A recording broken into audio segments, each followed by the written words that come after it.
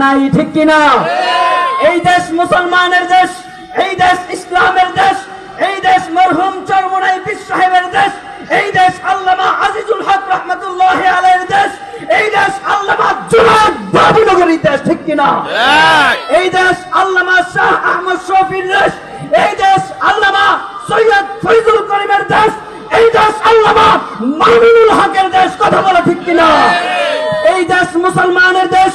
এই মুসলমানের দেশে বসে মুসলমানদের বিরুদ্ধে চক্রান্ত করবা, মুসলমান সহ্য করবে না, সহ্য করবে না, ঠিক কিনা? মুসলমানের এই দেশেতে নাস্তিকদের ঠাঁই নাই, নাস্তিকদের পক্ষে যারা তাদের কোনো রক্ষা নাই, ঠিক কিনা? মুসলমানের এই দেশেতে নাস্তিকদের ঠাঁই নাই, নাস্তিকদের পক্ষে যারা তাদের কোনো রক্ষা নাই।